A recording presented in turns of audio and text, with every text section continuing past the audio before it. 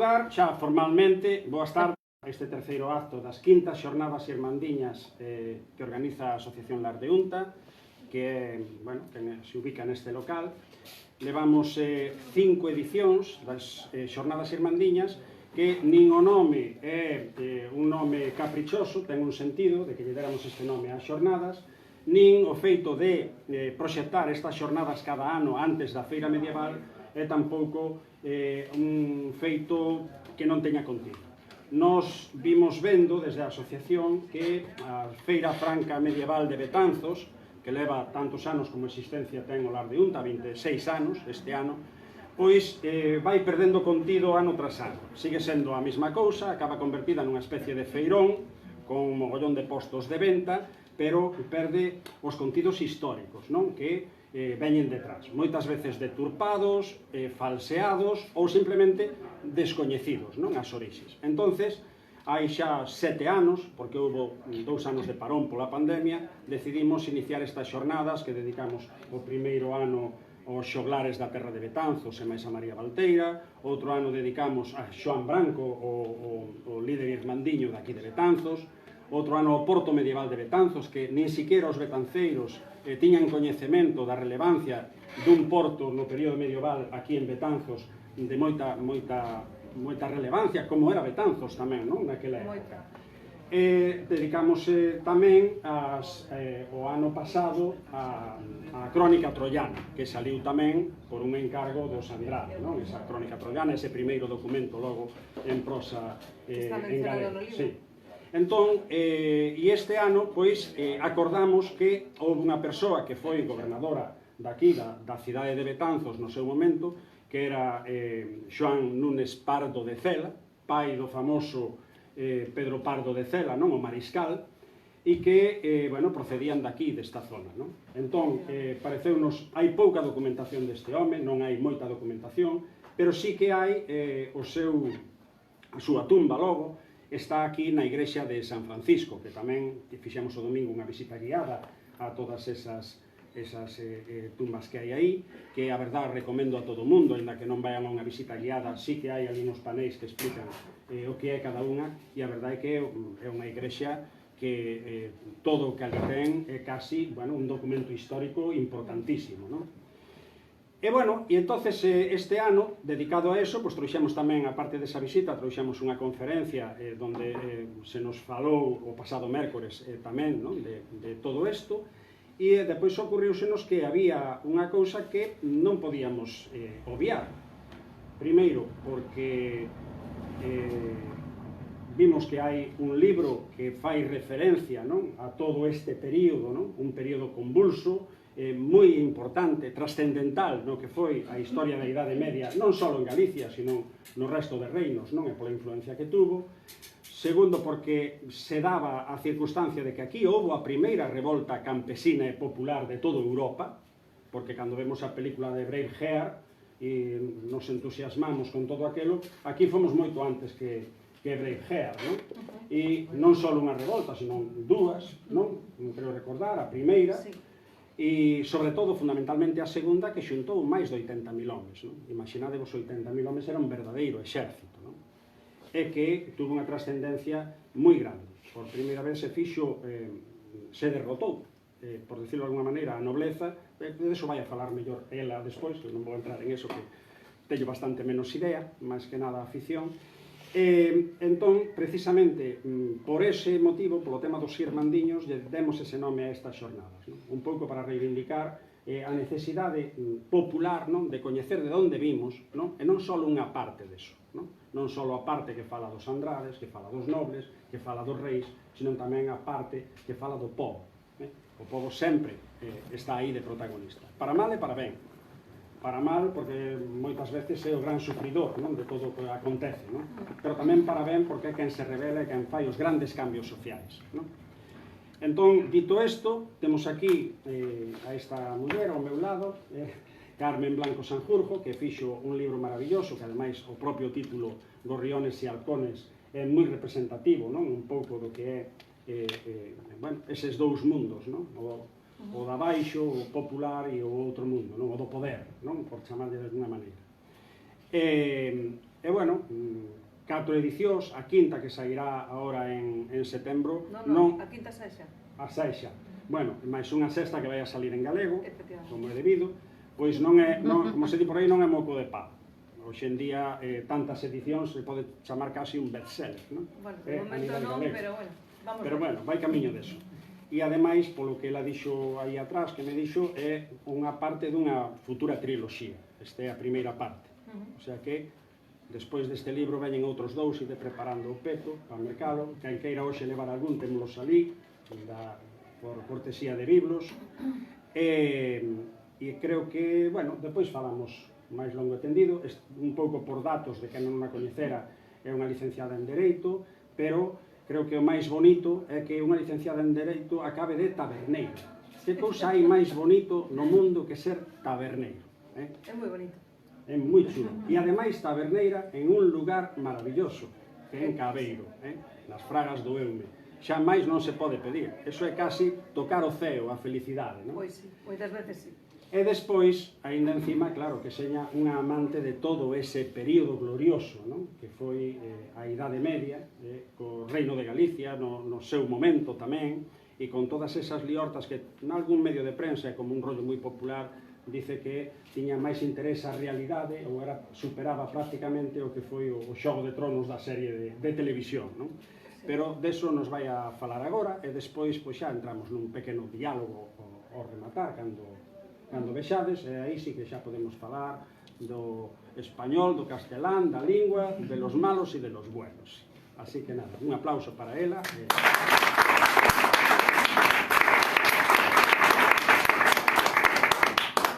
Bueno, moitas grazas por estar aquí, por suposto, ¿no? Por o interés que o tema suscita. O libro, como decías ti, se chama Gorrións e Falcóns, Gorriones e Halcones. Non é gratuito, porque nas crónicas da época decían que era a revolta na que os gorrións correron detrás dos falcóns. Era unha descripción moi gráfica do que sucedeu, non? Como que os pequenos correron detrás dos grandes e os fixeron fuxir, que foi o que realmente pasou.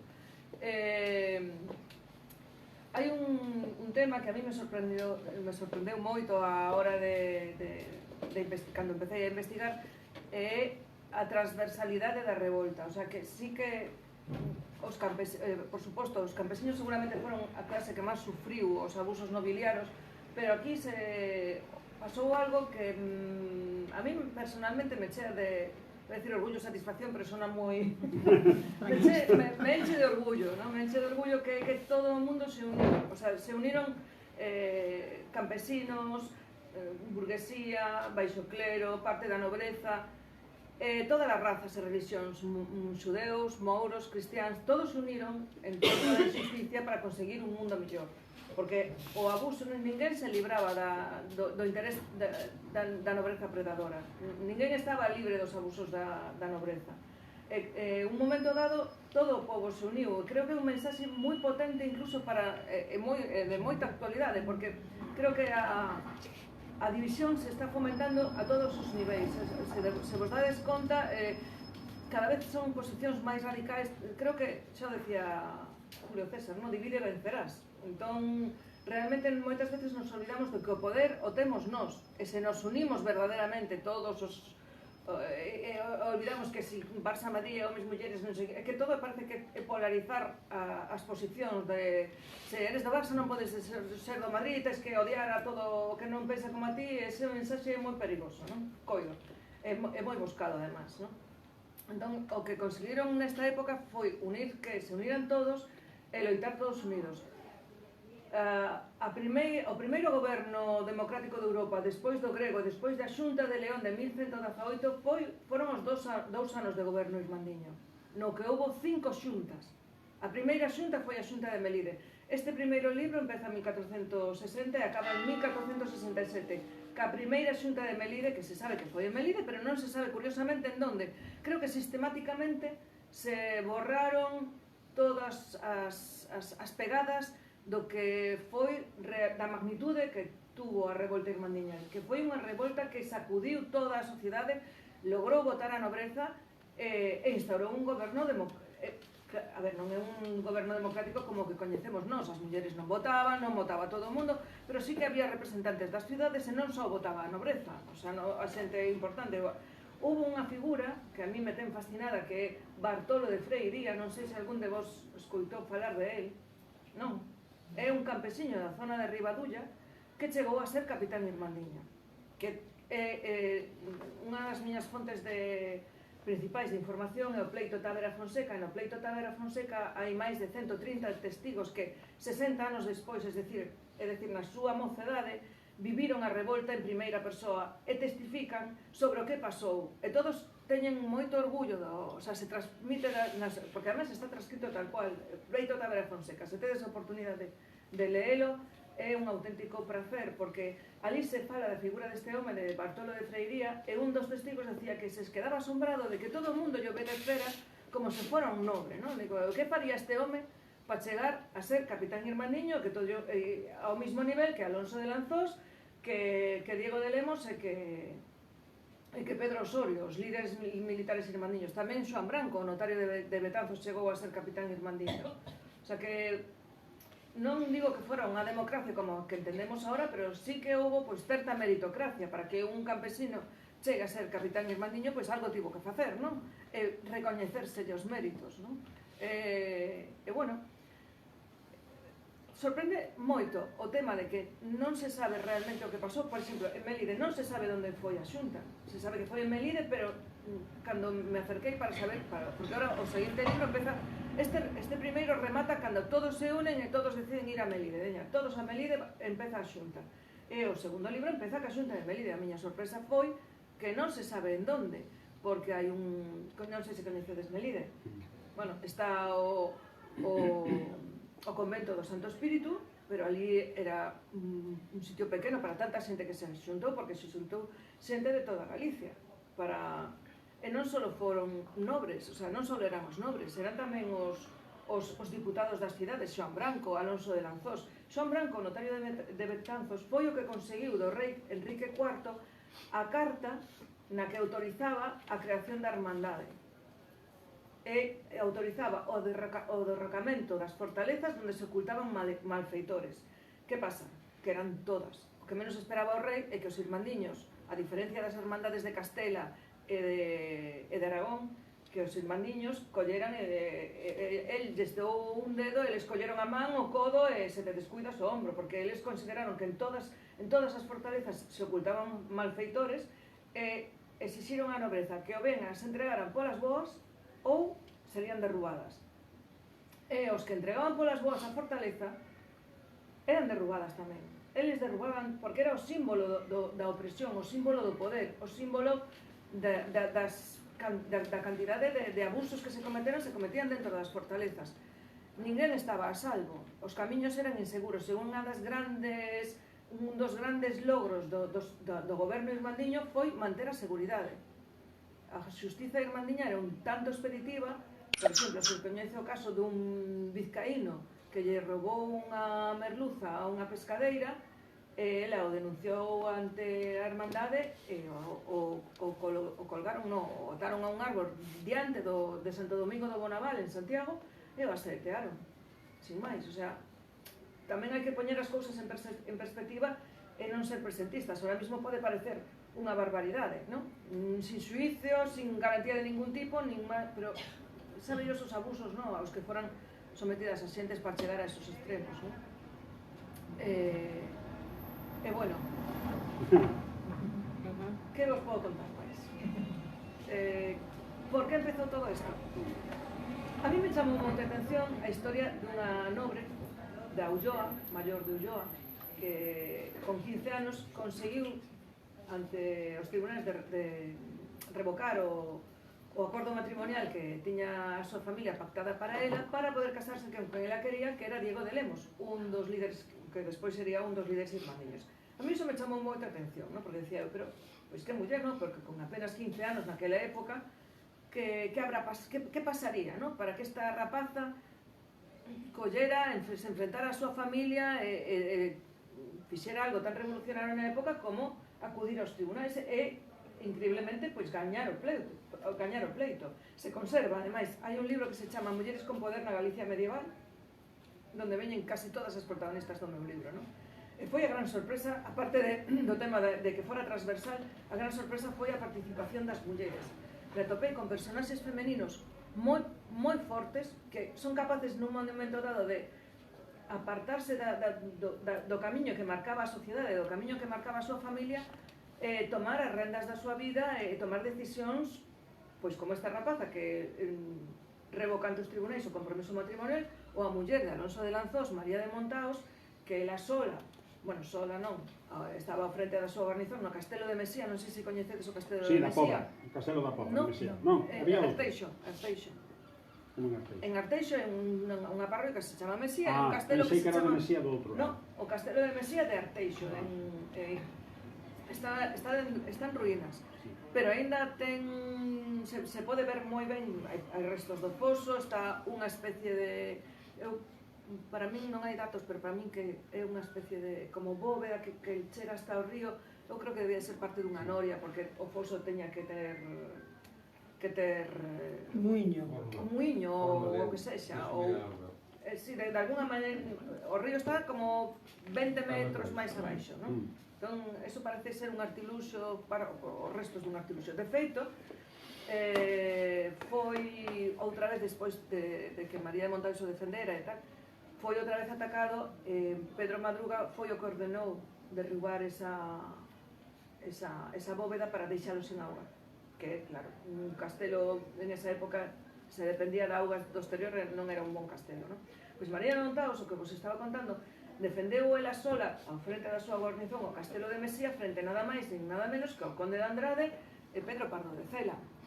E aguantaron 2 meses, se comeron hasta os coiros das alfombras, como debía de ser esa muller. Non debía de ser tampouco unha melindrosa, non? Para coller e facerlle frente no castelo a 2 señores da guerra bastante poderosos, que non eran ninguns calquera, non? E despois a terceira muller que me chamou a atención, a terceira historia, o sea, cada unha das mulleres dos líderes irmandiños eran señoras de armas tomar, porque a muller de Pedro Osorio, que era Urraca de Moscoso, esta señora está referenciada como unha muller moi rica da época, que tiña moitas propiedades. Naquela época a muller non dependía para todo do home, contra a idea que se ten, non? Ela tiña moitas propiedades, o testamento do seu marido decía, do seu primeiro marido, porque este era o segundo, este foi o segundo, decía que se quede con las joyas de oro y plata que se llevó cuando me dejó, cuando me abandonó, pero que devuelva las arras que son de la familia. E eu estaba lendo eso e decía, como que me abandonó? Como que? Pois esta señora abandonou o seu marido para irse con Pedro Osorio, con quen posteriormente se casaría despois da revolta, no ano 71. O sea que non eran... E logo temos personaxes como Xoán Branco, o notario de Betanzos, que ten fama de ser un home sempre moi... Non se sabe como morreu, nin se... Polo visto, o mataron, foi morto, non din que morreron, sino que foi morto. Este señor, pois, tiña que ter a suficiente inteligencia para conseguir, por un lado, que Betanzos fora declarada cidade do rei, que eso supoñía unha protección frente aos abusos señoriais, e por outro, a Feira Franca, e por outro, a autorización para a creación da Hermandade de Enrique IV. Que pasa con Enrique IV? Enrique IV era o rei de Castela, estaba inmerso nunha guerra civil. El quixose valer dos irmandiños para librarse da nobreza galega que apoiaba o seu irmán, Alfonso. Alfonso era medio irmán de Enrique IV, e era irmán de Isabel a Católica. Entón, a nobreza descontenta con Enrique IV, porque acusaban de ser un home pacifista, era demasiado pacífico, amante de la paz. Nunha acusación formal que fixeron unha carta de protesta, se lle acusaba de ser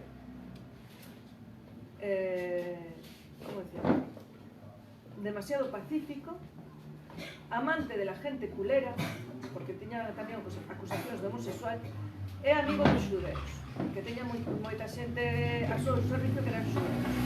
Entonces estas eran as graves acusacións que tiña a nobreza, os graves descontentos da nobreza con este rei. Entón, se fixo unha corte paralela co seu medio irmán Alonso. Por certo, todos se chaman Alonsos. hai personaxes que non saíron xa porque se chamaban Alonso. Xa chegou un momento que o meu cupo de Alonso se estaba... Non, máis o fillo do conde de Lemos, que se chamaba Alonso, dixe, pois mira, sinto moito, pero ti non vas a entrar a xogar, porque non podo xa con máis Alonso. Teño Alonso de Antón, teño Alonso Fonseca I, Alonso Fonseca II, Alonso Fonseca III, el infanta Alonso. Digo, pero vamos a ver, non había outro nome? Pois non había outro nome. Aquelo era, de verdad. Bueno, é un hándicap tremendo, se ledes o libro, os vades de catar, que, por exemplo, o conde de Trastámara e o conde de Lemos nunca están xuntos, ou prácticamente nunca están xuntos en acción. E por qué? Porque os dous se chamaban Pedro Álvarez Osorio, conde de Trastámara, Pedro Álvarez Osorio, conde de Lemos. E ao principio, o sea, volvíame tola, porque decía, entonces chegou Pedro Álvarez Osorio e digo, pero cal deles, non? Porque non, o sea, teño toda unha parede da casa chea con un espello, que ten un espello desos dos anos 70. Que se casaban primos, claro, entre primos, se casaban entre primos. Non, se casaban entre primos, pero aparte de eso é que todos se chamaban igual. O sea, todos, o sea, teño dúas Teresas de Zúñiga. Aquela de pero que aburrimento, por favor. E teño toda unha parede chea de posits, cos nomes, e algúns, o sea, as veces me quedaba falando e xa sei, quen eres ti non eres este, ti eres outro, entón non podías estar aquí neste lado. En fin, tolemias de escritora, non? O caso, vos estaba falando, que me lío, eu falo en rama, como acusaba moito a miña nai de falar en rama, pero é que eu tamén falo en rama. Entonces me vou polas ramas, non? Entonces, resetemos, non? Todos se chamaban igual. O rei utilizou os irmandiños para segar a nobreza que estaba apoiando o seu irmán. Por eso autorizou eu creo que se utilizaron mutuamente, porque el autorizou a hermandad e a hermandad dixo carta blanca. Chegou un punto en que se desmadrou tanto o tema irmandiño que lles pediu, por favor, que os castelos dos seus amigos do conde de Pimentel e da condesa de Zúñiga que non foran atacados, pero os irmandiños non se sinten ras. E todos donde eles consideraban que se ocultaban malfeitores, ala foron. De feito, queda Pambre, o castelo de Pambre, que é o castelo este, que por certo, queren poñer Altri a 2 kilómetros. O sea, Altri non, por favor, vamos a... hai que parar eso de algún xeito, porque vos imaginades asomaros aquí a estas almenas e en vez de ver prados e bosques como agora, ver unha macrocelulosa. O sea, é que eu me ato as almenas, de verdad. Non pode ser. Me parece, non haberá outro sitio máis que destrozar a Ulloa, porque é unha das comarcas máis maravillosas, non? Bueno, fora este inciso de apoloxía do terrorismo ecolóxico, non? Iba a tocar madeira, pero isto é plástico. Aquí hai unha boa viga. Bueno, pois eso, se utilizaron mutuamente. O que pasa é que o tema irmandiño desmandouse moito. O rei non pensaba que foran a atacar a todas as fortalezas. Quedaron moi poucas en pé. Entre elas, Pambre, que foi onde se criou o maior de Ulloa, a muller de Diego de Lemos, que eu teño a miña teoría de por que non se atacou Pambre. Non teño ningunha proba, pero teño a miña teoría, non? Entón, claro, foi unha cousa que se utilizaron mutuamente, pero despois, cando xa chegou o acordo dos Torros de Guisando, no que Isabel, a católica, porque morreu, o príncipe Alfonso morreu, entonces o rei Enrique IV accedeu a declarar a Isabel heredeira da súa coroa, en contra dos intereses da súa filla Juana a Beltranejo, que era a heredeira natural, pero bueno, todos empezaron a esparcir esa semilla de desconfianza de que el non era o pai, como era tan amante da paz e intentaba sempre chegar a un acordo, pois creo que aí equivocouse ao nombrar heredeira a súa irmá, a legítima heredeira, sin dúbida, era. Estivemos no archivo dos condes de Alburquerque, porque Beltrán de la Cueva foi o primeiro conde de Alburquerque. Duque, eu me lío sempre con duques, condes. O primer duque de Alburquerque foi Beltrán de la Cueva. E ali no archivo, no Castillo de Cuéllar, que por certo, vos lo recomendo, que é un castillo maravilloso, está o archivo dos duques de Alburquerque. E ali nos decían que por datas é imposible que Beltrán fora o pai de Xoán, por datas, o sea que non era certo. E aparte despois el tomou, cando foi a guerra entre Xoana e Isabel, el tomou parte por Isabel, o sea que... Yo estudié en la historia, perdona, Enrique IV era impotente. Sí, de El feito libro a ponía así, confesión... Enrique IV era impotente. Sí, de feito era unha das acusacións que lle botaban que ele era impotente, e hubo varios procesos, e se di que a reina quedou embarazada a través de un médico xudeo que tiña un sistema con unha cánula de ouro, e que, o sea, parece ser que son o primeiro registro histórico dunha inseminación artificial. E que o rei era impotente, pero tamén se decía que era impotente ca raíña, pero non con outras mulleres que declararon, e de feito tiña amantes. Doña Guiomar de Castro, que era amante de que se turraron, a reina e ela se turraron tamén nun episodio moi digno de Xogo de Tronos. É que a nosa historia non ten nada que anexar a... Hai episodios que, de feito, a veces, cando empecé a escribir, yo pasaba algún historiador me decía, sí, no, sí, está moi bien, pero es que eres un pouco fantasiosa de más, porque es que eso de que a filla que o segundo conde de Ribadavia sea fillo dunha escrava non é moi creíble.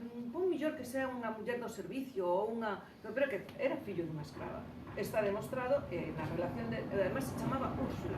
Na relación de bens dos condes de Ribadavia no século XV figuran dúas escravas, unha delas chamada Úrsula, e está acreditado que o segundo conde de Ribadavia era fillo dunha desas escravas. Eu me inventei aí unha historia, decía, por qué? Por que o fillo desta escrava chega a ser o conde cando había outros fillos primogénitos de ela non puido, a Teresa de Zúñiga, a condesa de Ribadavia, non puido ter fillos, pero adoptou a este neno como se fora seu.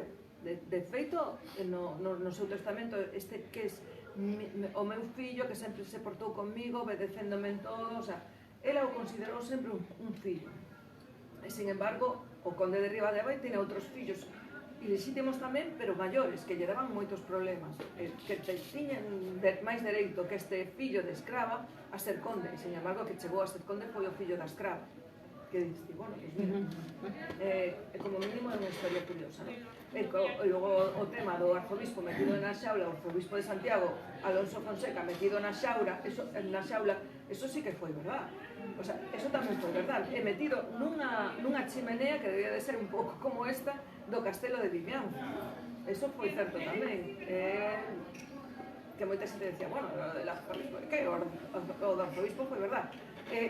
Non só eso, senón que a irmán de Maior de Ulloa, vos acordades que falei ao principio, Maior de Ulloa, a que se casou con Diego de Lemos, bueno, pois a súa irmá María de Ulloa foi a que se liou co arzobispo de Santiago, o que estaba metido na xaula, e tuvo dous fillos con ele, entre eles o famoso Fonseca da canción Triste sola se queda Fonseca, e o dicho o que se foi de Sevilla perdeu a súa silla, vendo o seu tío, que aquí tamén houve moito tomate, porque, claro, é que son episodios que dan para unha triloxía, porque cando empecé a escribir, o que menos me imaginaba era encontrarme todo isto. Cando empecé a investigar, o sea, cada cousa que me levaba a outra, cada cousa me parecía máis increíble, máis fantástica que a seguinte, e ao final me decía o libro xa está para publicar, e non, déxame chegar ata, polo menos, hasta a Xunta de Melide, porque eu quería que rematara este primeiro na Xunta de Melide, porque creo que o segundo vai ser os 2 anos de goberno irmandiño e o terceiro a volta dos señores. E que pasa ca volta dos señores? Que aí tamén me levei unha sorpresa moi grande, que eu primeiro sempre pensei que a revolta irmandiña era unha revolta campesiña, que chegaron os señores e que, pum, non foi unha revolta campesiña, como vos dixen. Sí, houve campesiños, por suposto, algúns que chegaron a ser capitáns irmandiños, como Bartolo de Freiría, pero é que, ademais, non foi unha revolta fallida. Cando volveron os señores, certo que gañaron algunhas batallas, gañaron a batalla de Almáciga, a de Castro Guntián. Pedro Madruga era un tipo, un gran estratega, non se pode negar. Non, dicía se querías saber. Ah, pois sí. Grazas, estades na miña cabeza, saídes. Bueno, non, entrade. Bueno, o caso, que non foi unha revolta fallida porque cando volveron os señores, é certo que gañaron algunhas batallas, pero tuvieron que pactar para entrar en Coruña. Tuvieron que pactar, non sei que se me meteu na boca, para entrar nas principais ciudades. Tuvieron que pactar para entrar en Allariz, en Santiago, en Coruña. non foi, e nada volveu a ser o que foi, o que era. Todo, hubo moitos dereitos que seguiron manténdose e moitas prerrogativas que se seguiron a manter. Moitas grazas. Parece que non, pero...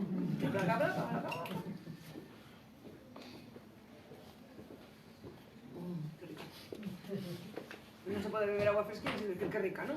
Eu non sou capaz, polo menos. O que vos decía. E logo hai episodios tan épicos, pero, que diste, pero como non se estudia isto nas escolas? Vou facer unha proba. Alguén os escoitou falar dos 30 últimos da lanzada? Dous que dous? 30 últimos da lanzada. Os 30 últimos irmandiños resistindo no Que castelo. morreron ali, esta que quedou un, non? Ali no castelo, todo defeito. Sí, pero escoitabas falar E deles. solos, que non lles axudou Ela nadie. visto, sí. Algo así, eu algo lindo eso. Bueno, pois eu non era nada e me quedei abrallada porque non ten nada que envexar aos 30 últimos de Filipinas e, sin embargo, coñecemos a historia dos 30 últimos de Filipinas ou nos sonan pero non coñecemos algo tan épico como os 30 últimos da lanzada, os 30 últimos irmandiños resistindo no castelo da lanzada contra as tropas de Pedro Madruga e Tristán de Montenegro. Só os puideron rendir porque un de dentro, que raro, os traicionou. Que cousas, non? Que eso... Como la vida misma. Como a vida misma, exactamente. Sempre ten que haber algún gilipollas. Pois eso. No, é que xa non aguantaban máis, Eu penso que acabaron peor que os de Filipinas, Pois non sei como acabaron, sí, sei como acabaron, pero tampouco quero dicirvos como acabaron. Porque senón estou facendo, bueno, non vou dicir spoiler, porque xa que temos destripar, non vos quero destripar a historia, eso é, non quero facer spoiler, que spoiler? Como inciso, entre os últimos de Filipinas había dous galegos. Ah, sí. Un de Almeiras aí en Culleredo e outro dos Vilares en Guitiriz. É un dato, nada. Sí. Pois nada, eso, que me encontrei con historias tan épicas como esas, tan descoñecidas a vez, porque eu, por exemplo, non tiña nin idea de que houbera 2 anos de goberno democrático aquí, en toda Galicia. Hubo unha primeira xunta en Melide, outra en Santiago, outra en Ourense, outra... Ai, non sei, non me acordo agora. Coruña. E outra máis, bueno, hubo 5 xuntas. Hubo 5 xuntas antes de que voltáramos. E hubo 2 anos de goberno no que o reino como dicen os cronistas da época, el reino se sosegou. E a xente decía que podía camiñar, o sea, os comerciantes podían ir sen escolta polos camiños porque ninguén se atrevía a roubar. A xusticia, unha das cousas, o espírito xusticieiro da Hermandade era unha das cousas que foi clave no seu éxito. E logo, cando voltaron os señores, certo, venceron en algunhas batallas, nas principais, pero ao final tiveron que partir, e todos seguiron cas súas vidas. Xoan Branco, Xoan Domínguez de Liñares en Santiago, Alonso de Lanzós non morreu colgado das almenas do castelo do Pazo do Sandade, como di o cronista Vasco da Ponte. As primeiras fake news son de aí xa. O sea, Alonso de Lanzós, conseguimos o seu testamento, morreu no 1480, o sea, casi 10 anos despois da revolta, na casa dun comerciante de Coruña chamado Juan de Dios, que é un personaxe do libro que utilicei pois como que me inventei algunhas tramas, obviamente, donde non chega a documentación, pois está a imaginación, hai cousas, eu non estaba ali, non estaba, pero hai unha conversa que ven no libro, que é unha conversa cando estaba o arzobispo metido na xaula, o seu captor, Bernal Yáñez, lle estaba a decir: que farías ti no meu lugar? Esa conversa está sacada do Preito Tavera Fonseca, dun testigo presencial.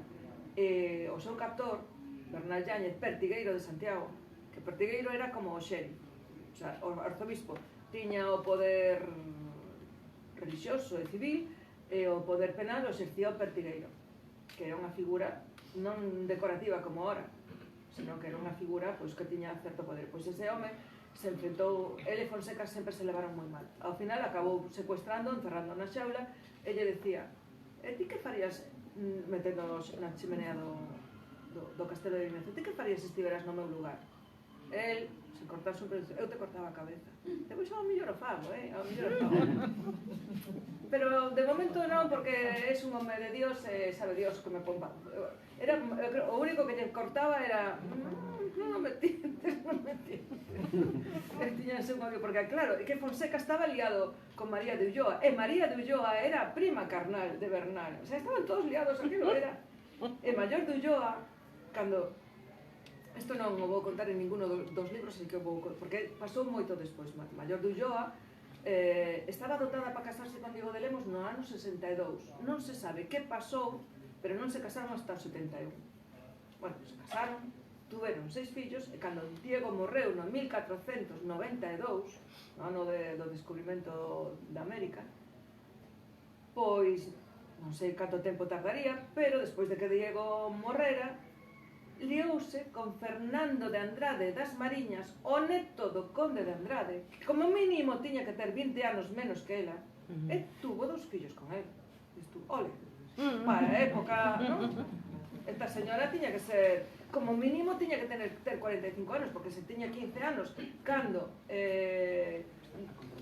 rexeitou o seu compromiso ante os tribunais, logo tardou 10 anos en casarse, logo tuvo 6 fillos, o sea, mínimo 40, 45 anos, e ainda tuvo 2 fillos con este señor, con este rapaz, o sea, tela marinera con Maiorcita de Ulloa, a miña heroína.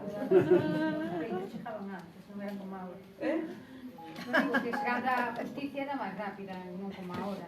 Bueno, eu creo que nunca foi rápida a justicia, pero bueno. E bueno, o que vos decía, no? Que o que me iban contando era cada vez máis asombroso, me resultaba cada vez máis increíble, e decía, pero como non se saben estas cousas, non? Como non se estudian nas escolas, por exemplo, eso, o segundo goberno democrático de Europa despois da Xunta de León, que está reconocido a Xunta de León de 1118, está reconocido pola UNESCO como a primeira Asamblea Democrática de Europa despois da grega, pero despois está o noso goberno irmandiño, que durou 2 anos, non? Ese tipo de cousas. ¿Te ha costado mucho recopilar la información? Xa sabes ti que sí. Mira, o infiltrado é o meu home que está aí infiltrado. Yo quería que explicaras por qué has tenido el empuje y las ganas de seguir adelante, en vez de inventarte muchas otras cosas. Hombre, porque xa que están os libros, a historia está moi espallada, eso é certo. Eu teño, donde escribo teño unha pila de libros así, bueno, está todo desordenado, teño documentos por todas partes, libros, tratados, fotocopias, o sea, é un caos, e teño moito que agradecer que non se divorciara de min, porque ele é un home moi ordenado, pero eu teño todo espallado, porque é que necesito ter unha visual de todo, vou buscando aquí, vou buscando alá. Entonces eso, que está todo tan espallado, tamén me dá un pouco de rabia, porque creo que nunca se contou todo de contigo, nunca se explicou ben os motivos, os feitos, moitas veces está tan espallado que, por exemplo, hai personaxes que son inventados pero que son reais, é dicir, me explico. Diego de Lemos, para seguir un pouco, non irnos moito polas ramas, Diego de Lemos tuvo 2 fillos ilexítimos con unha muller, non se sabe quen, ou por lo menos eu non sabía quen, entonces decidín inventar unha trama con esa muller. Inventeime un personaxe porque non encontraba datos de quen era esa muller, entonces me inventei unha muller, Laurinda, e unhas circunstancias, que eso non é certo, pero sí que é certo que tuvo 2 fillos ilexítimos, e sí que é certo que Maior de Ulloa revocou o testamento del no que deslegaba aos fillos estos ilexítimos, non se levaba ben con eles. Maior non se levaba ben cos fillos ilexítimos. Entonces eu me inventei o personaxe de Laurinda. Entón, de repente xa estaba prácticamente rematado o libro, e a máis ese personaxe teñole moito cariño. Non me quero destripar máis, do que destripo, que xa destripo da moda. Entón, contactei con un historiador que me dixo, te podo facilitar o testamento de Diego de Lemos. E dixen, ai, que ben. E eu dixen, ai, que ben, pero como aparece aí o nome da muller esta, xa me chafa a mí a Laurinda, que xa lle collín cariño, e xa lle puxen unha trama que mola moito. Eu iba a reunións así un pouco, por un lado moi ben, pero por outro lado, a ver, e non se sabe quen é. Non se sabe quen é, entón pude manter a meu personaxe, non? E bueno, logo tamén a veces me atopo con datos que me obrigan a reescribir, porque cando descubrín a data exacta da morte do conde de Trastámara, que é un momento culminante na historia de Santiago e na historia da revolta, non me quedou máis remedio que rehacer todo o que había feito, porque eu, ainda que só 2 ou 3 persoas saibamos ese dato, el morreu o 1 de xullo de 1460. Era xuño, eu había posto que era inverno, unhas circunstancias completamente diferentes, digo, non podo seguir con esta farsa, e tive que rehacer toda a parte esa da morte do conde de Trastámara, porque encontrei o dato, non? E moitos datos máis, por exemplo, cando presentamos no Castelo de Pambre, aquí, a verdad que foi moi bonito, porque hai unha asociación de estudios ulloáns que os tíos estaban moi contentos con que as protagonistas foran da Ulloa, lles gustou o tema do castelo e tal, pero despois, aparte que se portaron fenomenal, nos trouxeron unhos, o sea, vestiron o castelo, íbamos, fomos ali, había un tapiz, unhos asentos destos así como de príncipes, e dices, guau, eu como levo dous actores, un fai de conde de Lemos e a rapaza fai de condesa de Zúñiga, non? Pois estaban ali vestidos de época, que vamos, que lo parecía unha peli, non? Nun momento me dixo discretamente, eu leí o libro en 3 días, cosa que me parece un pouco exagerado, non? E, bueno, 3 días, vale, 736 páxinas, non está mal, non? Pero cometiste un error. Se solo é un, xa me daba por contenta. É que estas murallas do castelo, tardaron 20 anos en hacerse. As fixo o irmán de maior, Sancho. Non estaban feitas nesa data. Claro, é un error de portada. Pero falei como o editor e me dixo, mira, vamos a tomarnos esa licencia, porque tamén debe ser un dato que coñecen eles e nadie máis, non? Porque as murallas do castelo non existían, só estaba a torre e polo visto era un muro de unha valla alta, pero era de madeira, non eran estas murallas. Mira, te inspiró ¿Puedes hacerte preguntas? Sí. Los 7 pilares de la tierra, o los... Los pilares de la tierra. Sí, leín os pilares da terra, claro que sí, pero o que me inspirou foi a historia, o sea, descubrir, a mí me inspirou o maior do Ulloa, e a irmá de maior, e todas as historias que iban aparecendo, porque que son, de verdade, me deixo moitas no tinteiro, pero é que había cousas que, pois como eso, non? Que o arzobispo encerrado, e logo o sitio de Santiago, a historia entre a nai de Fonseca e a nai de Bernal, esas dúas mulleres que tuveron moito... A nai de Bernal era Juana de Castro, que foi con máis determinación de lo que corresponde a unha dama, según contan as crónicas. Foi a que realmente argallou a Hermandade de Santiago. E a nai de Fonseca, cando o seu fillo estaba metido na xaula, foi a que defendeu a catedral das tropas de Bernal. Bernal sitiou a catedral e fixo unha cerca para que ninguén pudera entrar nin salir. Esta muller resistiu 2 anos, que decía eu, pero como unha tía que veu, unha sevillana, se chamaba Catalina Fonseca, que tamén debía de ser unha muller de armas tomar tamén, non? O sea, Juana de Castro, a nai de Bernal, neste lado, e dentro Catalina Fonseca, cada unha tirando polo seu fillo, e mirando polas súas familias e polo seu. Esa historia, e foron elas as que ao final chegaron a un acordo. Eso tuvo que ser tremendo. E eu decía, como esta muller resistiu 2 anos cercada? Porque cercas a catedral, como? E hai unha historia dun varón, dun peregrín alemán que se chama Romistal, o varón de Romistal. Coñece esa historia? Pois este señor, encargado do rei de Bohemia, veu a facer unha peregrinaxe por toda Europa, non? Entonces estivo en todas partes, andaba, o sea, as pasou moi ben al principio, pero despois as pasou moi canutas tamén, non? Pero onde máis canutas as pasou foi en España, non? Foi nada máis cruzar a fronteira, xa se atopou con que lle pedían un peaxe, cosa que nunha ponte, cosa que non lle pediran en ningún sitio. Entonces as cousas se puxeron así un pouco complicadas, pero bueno, ao final pagou o peaxe e seguiu, non? Había sitios onde non estaban inmersos na guerra civil castellana, entonces lles daban por todos os bandos, se veñen os dos reis lles daban, se veñen os outros tamén, e ao final chegan a Santiago. Chegan a Santiago e se encontran a catedral cercada. E claro, Dios mío, por dous días non chegaron xusto ca festa do apóstolo, non?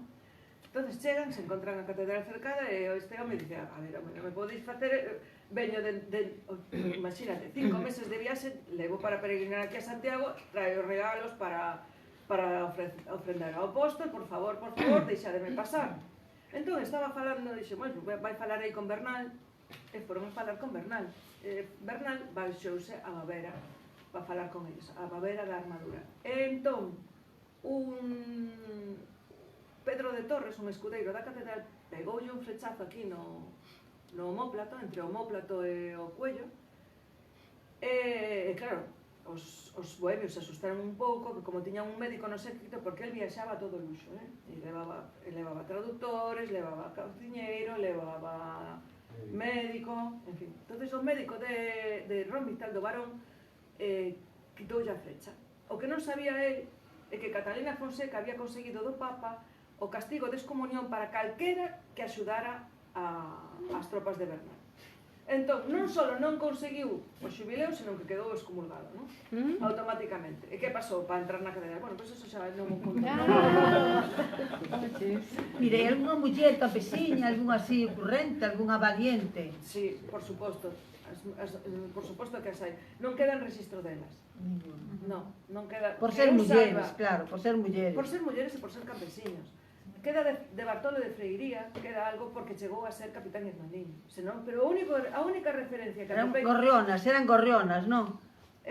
Estivimos incluso hasta en Freiría, fomos á parroquia de Freiría, en Ribadulla, a ver se atopábamos algún rastro de non hai nada. Dos campesiños, moi poucas referencias, e sobre todo das mulleres. As que hai, inventeinase. La culebrera es ficción. La culebrera es medio verdad, medio ficción. Os voy a contar. Tienes que contar. Lo vas a tener que contar. Mira. Pues lo voy a levantar y os lo voy a contar. Sí, cuéntalo. Es un personaje real. Levántate. Santiago de Figueroa Rodríguez, que es uno de los personajes de mi libro. Santiago de Figueroa. Bueno, ella tiene una habilidad tremenda para meter a gente dentro del relato. El médico de los Ulloa es Santiago de Figueroa, el barbero cirujano. Aquí lo tenéis, es inspirado. Cirujano barbero, prefiero. Cirujano barbero. Bueno, Pero a ver. Ali, no vive Ali, no. Está en el libro, sí, pone aquí. No, que la protagonista es ella. No, pero vente para aquí. Que si no sales en el vídeo, vente. No, ponte aquí. A ver, yo viví en Celanova de niño. Celanova tiene un monasterio. Santiago. Bueno, Ponte ahí. da Si no igual. lo conocéis, os lo recomiendo. Séntate ahí, que así eu controlo. Es el castro celta más importante que hay en Galicia, pero que está muy poquito excavado. El castillo, no, hablo del monasterio de Celanova. Y hablo de Celanova, que tiene un castro celta que quizás sea el más importante de Galicia, solo que se ha excavado muy poco. Es un monte que está arriba con forma cónica total, y hay muchos años de hostias con los romanos, y al final le hicieron un tratado de hospitalidad en bronce, que se suele hacer en madera, donde el trato es de igual a igual. O sea que me río yo de Asterix y Obelix. Aquí tuvimos historia que no sabemos. Pero bueno, no era eso. Quería contarlo, lo de la culebrera, que acá me hizo mucha gracia, porque yo de pequeño, cuando era en Celanova había los jueves mercado y los 29 eran ferias de ganado. Allí era una zona ganadera importante, y entonces de niños nos juntábamos para ir a la culebrera, que era una señora que se sentaba en el suelo, una señora enjuta, alta, vestida de negra, con la cara muy pergaminada, realmente tenía ella misma cara deficiente, y sacaba de un montón de talegos que tenía y jaulas, sacaba serpientes y lagartos. Y vendía su producto, que era grasa de serpiente. Y era así, era un cilindro envuelto en papel de estaño, y a la vez en papel celofán, y decía 1 3 pesetas, 2 un duro, y el que se lleve 2 en el duro se le regala otro más. Eso sí, había poca gente, si no la oferta no la cerraba así. Y es que no me conocéis, desde antes de la guerra soy la culebrera. Eso me acuerdo. Y éramos niños, íbamos a verlos y nos poníamos a gritar. A mí me daba miedo, evidentemente, aparte de la mirada. Era una judía, algo así, ¿no? Era Pues no lo judía. sé, desde luego tenía la cara, imponía mucho, ¿no? Imponía mucho. Y un día sacó un lagarto y ya hizo la cola, me dice, cuidado niñas que se meten por los buratos, claro. Y bueno, ese recuerdo lo tengo y me llamó la atención que el editor, Eduardo, le había visto también en Carballino. Entonces, me imagino una mujer que sería itinerante toda la vida Yo cuando estoy hablando de los años 70, yo era un niño, y esta señora ya... ¿Y en esa te inspiraste ¿Y entonces? en esa se inspiró? Sí. ¿A que sí? Sí. O sea, es mitad real, mitad ficción. Está Claro, yo muy me acuerdo bien, porque el cuento es un está recuerdo precioso. infantil que tengo y los tengo grabados a fuego, porque esas cosas no se olvidan nunca, ¿no? Es que, oye, ¿no? Non sei se tedes algunha pregunta. Sí, como decidiches facer o libro? En que te inspiraches ou en que, como, cal foi a decisión? Xa te digo, a curiosidade porque non coñecía esa historia, sendo galega, coñecía moi pouco que sendo, a veces coñecemos máis as historias de Inglaterra, a Guerra dos 100 anos e non sei que a nosa propia, e non ten nada que empezar. O sea, me chamaba moito a atención a épica do que iba descubrindo, o interesantísimos que me parecían os personaxes e as relacións persoais que tiñan entre eles, pois non debeu ser ninguna broma ter un fillo, unha relación tan intensa con un arzobispo de Santiago e ter dous fillos naquela época, e ela ademais era unha muller moi religiosa. Creo que tiña a sensación de estar en pecado, porque a igrexa que hai en Cambados, esa famosa que está derrubada, que ten os arcos simplemente, a de Santa María Santa Mariña, a igrexa de Santa Mariña a fixo construir ela como un pouco de desagravio a Deus polos pecados cometidos, non? Me daba Despois fuerte. pecaba ela. Porque ele era un home. Pero él xa tiña trato directo con Dios, era un arzobispo. E mira unha cousa, desde que te plantexache escribir isto, o traballo de documentación, canto tempo che levou? Porque isto, estás falando de 3 que xa tes recopilación recollida xa para outras 2 da triloxía. Esta primeira, falache antes de 700 e pico de páxinas, logo un traballo moi denso, e que require, aparte destas, digamos, destas cousas máis fabuladas ou adaptadas por ti, hai un traballo de documentación moi grande. Sí, e o traballo continúa. Eu, por exemplo, agora tiña aí unha laguna con Pedro Madruga, que gracias a un rapaz, un historiador, que nunha presentación que fixemos en Tui se me achegou e me dixo: mira, non quero que sigas escribindo, porque vas a escribir o seguinte, sen que está facendo a súa tesis doctoral sobre Pedro Madruga. Non quero que sigas escribindo sin que sepas o que eu sei. Me ofreceu a documentación coa que ele estaba traballando, e a verdad que é ouro puro, por exemplo, non? É un traballo que non remata, como te decía, a veces tiña cousas escritas e de repente me aparecía un dato en un libro no que menos te esperas. Ahora, por exemplo, o de, como se chama? Xoan Núñez Pardo de Cela. Non es Pardo de Cela, sí. Exactamente, pois que atopei ahora, eu sei que había lido o dato, e por lo visto Alonso de Lanzós foi o que matou o pai de Pardo de Cela, e por eso se levaban tan mal. En Cambás, nos dixo a rapaza... Efectivamente, en Cambás. A rapaza que dou a conferencia sobre as tumbas allí. Pois sí, en Cambás, en San Pedro de Cambás. E claro, por eso se levaban tan mal Pardo de Cela e Alonso de Lanzós.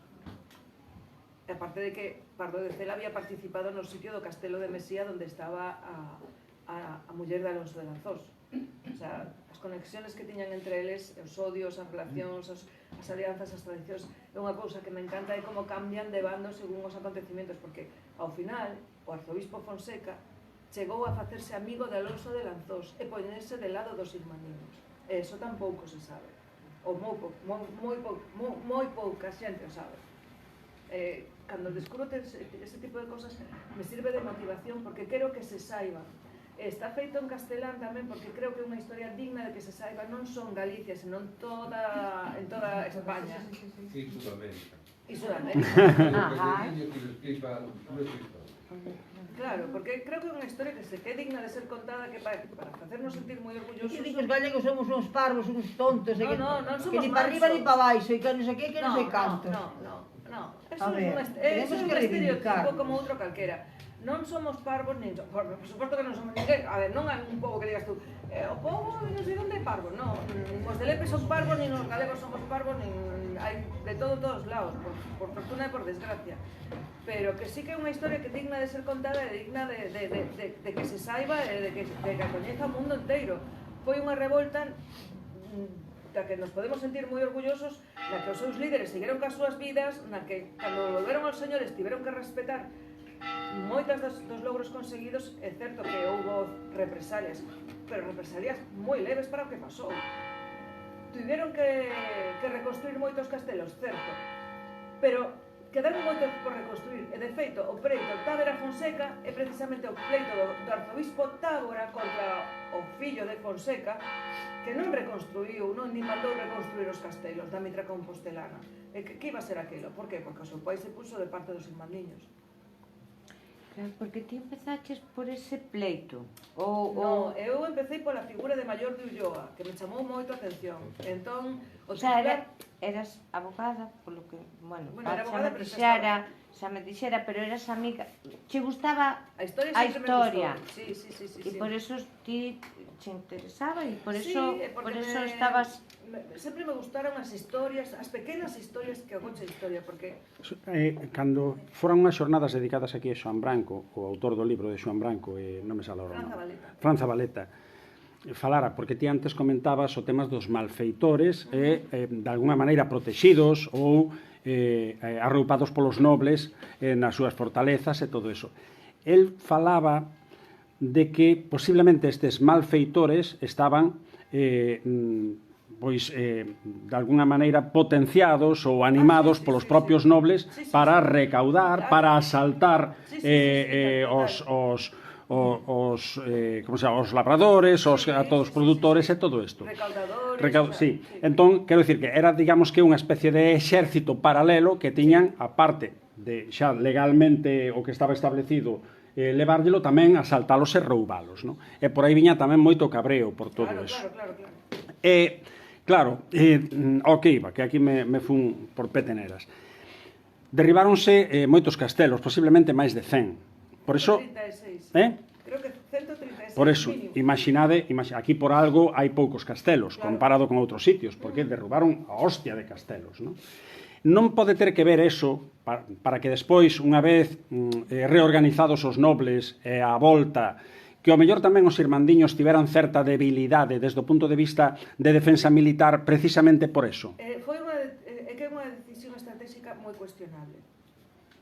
Todo o mundo, creo que calquer estratega militar pode pensar que así, se quedaron sen sitios donde refugiarse. Pero era tal o odio que sentían polas fortalezas, era tal o símbolo de poder que significaban, por exemplo, o castelo de Santiago, Rochaforte. Rochaforte o destruíron hasta os cimentos. Era o castelo máis bestia que había aquí en Galicia. Tiña 7 torres defensivas, unha torre de homenaxe de 3 andares.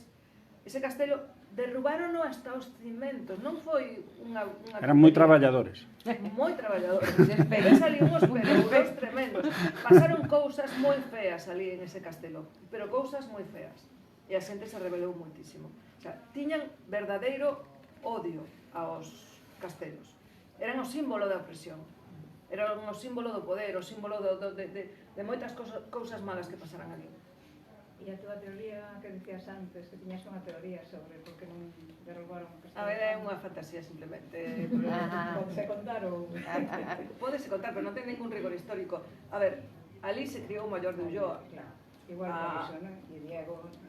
Non sei, porque é certo que esa zona era zona de influencia de Diego de Lemos, porque cada un tiña a súa zona de influencia. Pedro Osorio era máis pola zona de Santiago, Alonso de Lanzos por aquí polo norte, Betanzos, Ponte de Oca. Esa zona era máis, digamos, porque estaba cerca o Pazo de Sober, bueno, cerca, relativamente cerca, o Pazo de Sober, Monforte. Entonces esa zona era máis de influencia de Diego de Lemos. Ali se criaron Sancho Sánchez de Ulloa, que era o irmán de Maior, eran 3 irmáns, Sancho Sánchez de Ulloa, María de Ulloa e Maior de Ulloa.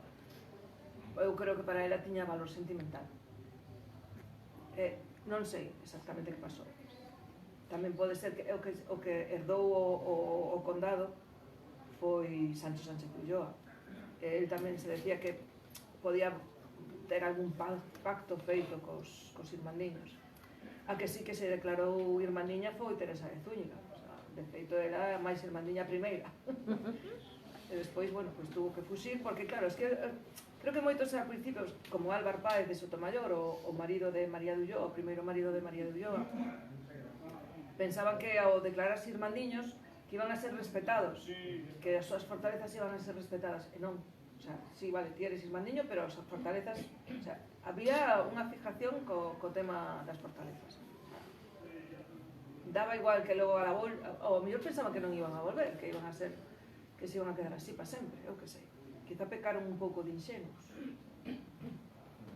E unha cousa, os campesiños, os gorrións falaban galego e os señores falaban Todo castelano. o mundo falaba galego. A lenguaxe da nobreza daquela época era o galego.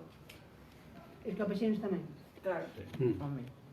Seguramente non sería un galego tan florido como... Claro, oficialmente non podían. Sí, que podían.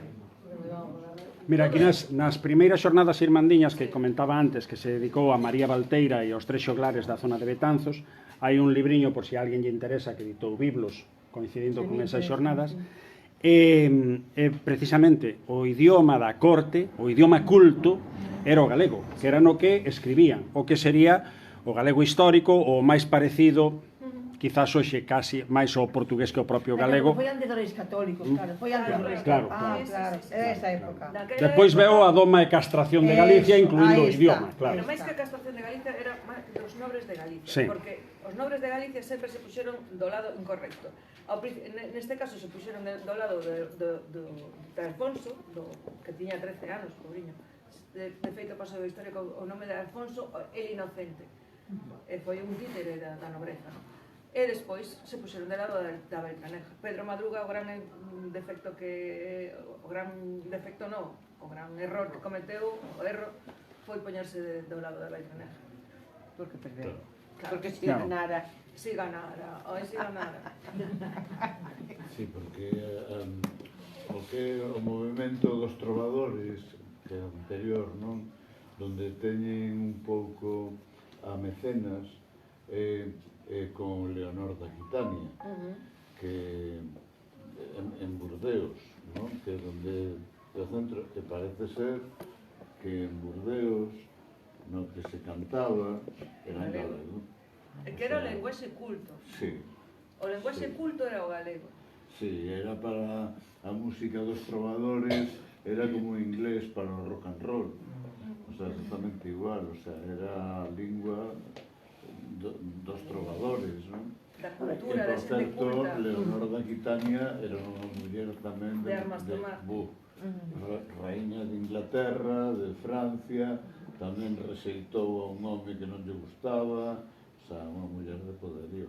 Que hai figuras femeninas moi na baixa da de media xa, non? Sí. Moi fortes, porque outro, por exemplo, Gala Placidia, non? A de Ravenna, non? Sí. Que estuvo casada tamén con Alarico. Allariz ven de Alarico. O sea, chega aquí un pouco, non? Suevos. Os suevos.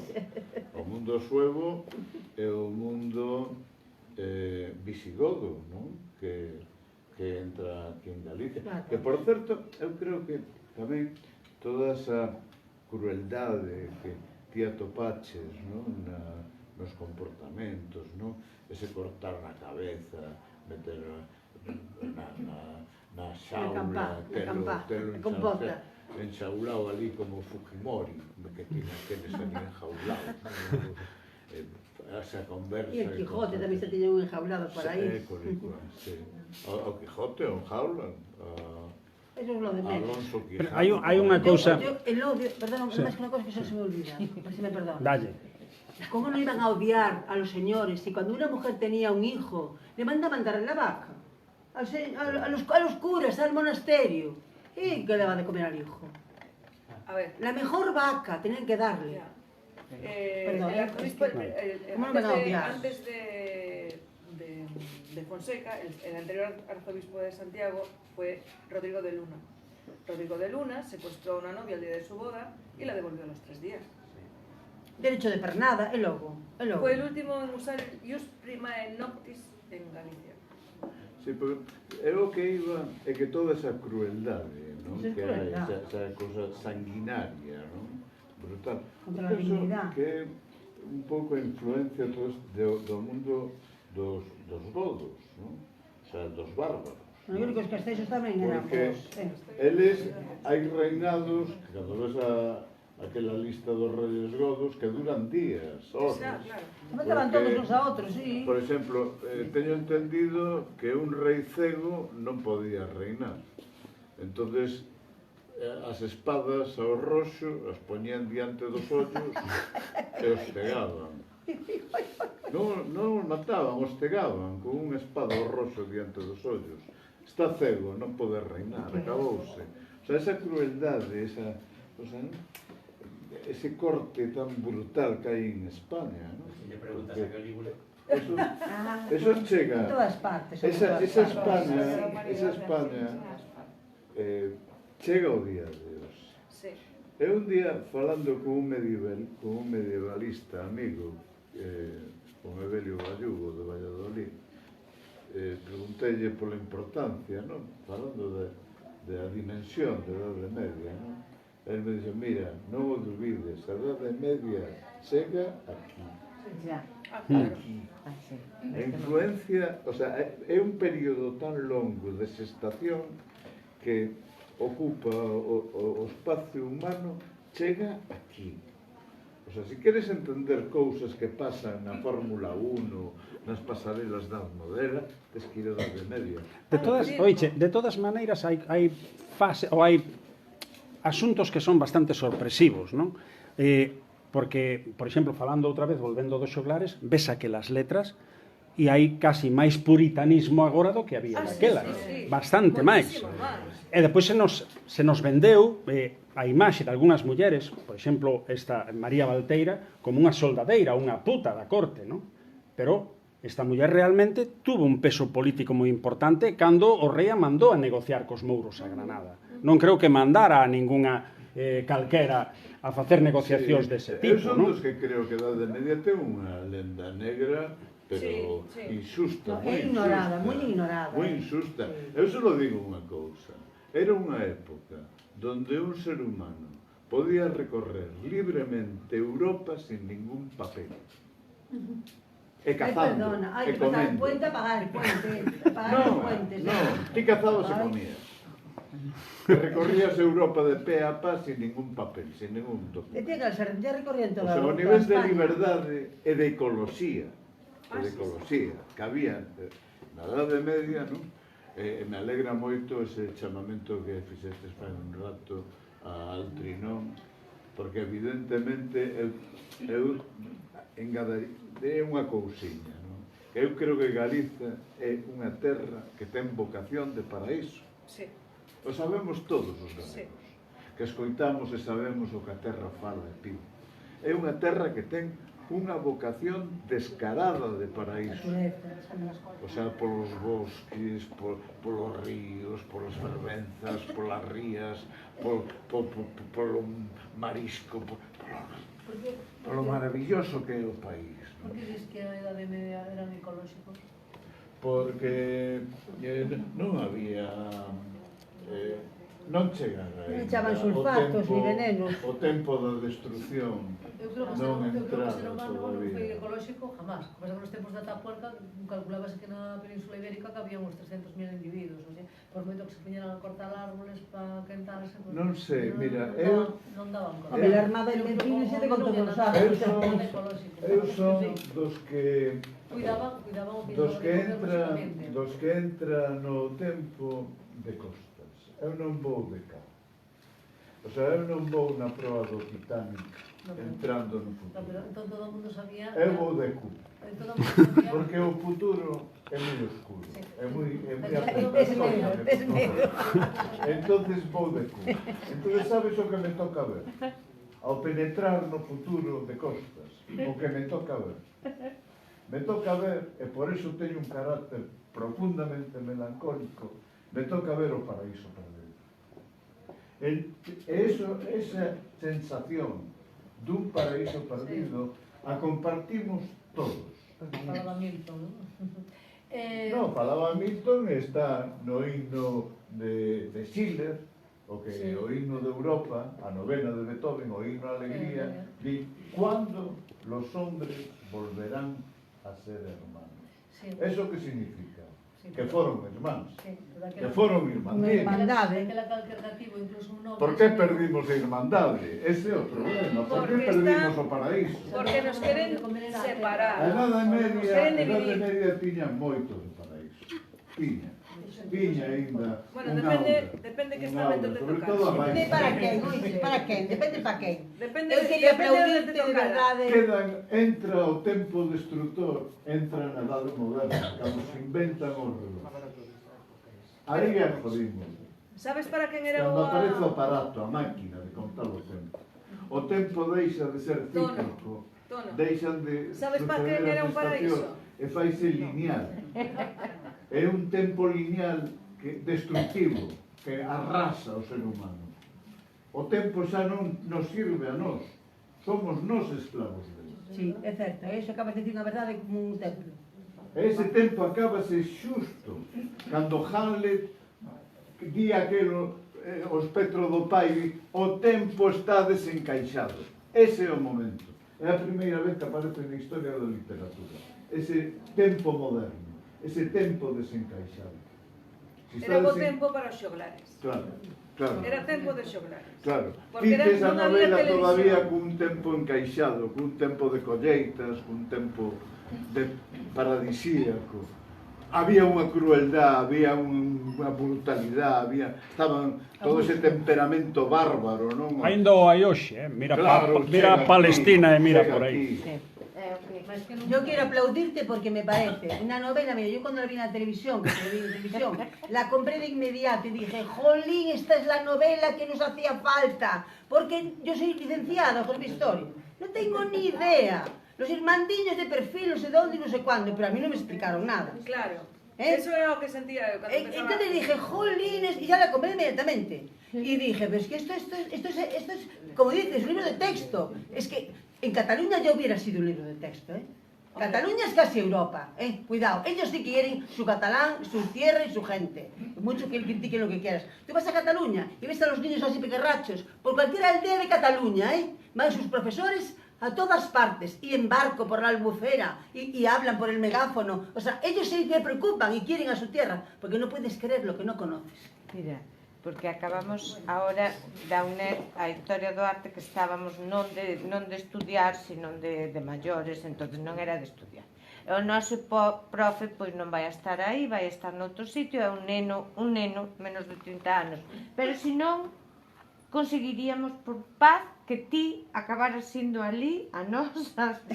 Ainda pode ir, Sí, pero que non vai a haber esa Pues clase. gustaríame O moitísimo próximo que curso fueras. non De verdade sabemos. que eu apláudete, o sea, paréceme que era, vamos, era como, estaba esperando algo así, fíjate, de verdad que sí. Alégrome moitísimo, te felicito por ese traballo, bueno, sei que vou non disfrutar moitísimo. Aplaudimos xa daquela.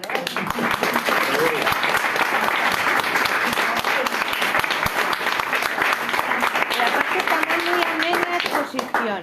Que? O libro non o lin, pero moi amena a exposición. Do libro. Pois Isto, moitas gracias. agora. Moitas gracias. Bueno, pois aproveitando o que dis, quen non teña o libro e que ir a mercalo, témolo aquí, ao módico, pareceme moi barato, 26 euros para o traballo que deu, Sería como enciclopedia, nada, tampouco vos sentades obrigados, non pasa nada. Eu vou comprar un galego, no lar de eu outra non de facemos galego negocio compro. co libro. Que vai comprar cando saia o de Cando galego. xa o de galego, vou non comprar en Muy galego, bien. mercar en galego. Bueno, agradecervos a vosa asistencia e, sobre todo, agradecerlle aquí a Carmen, pues tamén que viñera aquí a esta vila, a esta cidade medieval e a este local tamén Que medieval tanto protagonismo ten na historia. a presentarnos este maravilloso traballo. E nada, moitísimas grazas e vémonos nas sextas xornadas irmandiñas o ano que ven, que posiblemente vayan dedicadas tamén aos fornos e ao pan de Betanzos no período medieval. Ai, que maravilla. Bueno, Que, como sabedes, aquí chegou a haber 300 fornos, non todos de venta para fora, porque se cocían nas casas, sí. pero sí que tivo moita relevancia o pan de Betanzos, por desgracia non se aproveitou eso para o día de hoxe, e se chegou a fabricar pan para a Armada Invencible. Pero todo eso trataremos máis en profundidade dentro dun ano. Moitas grazas a todos.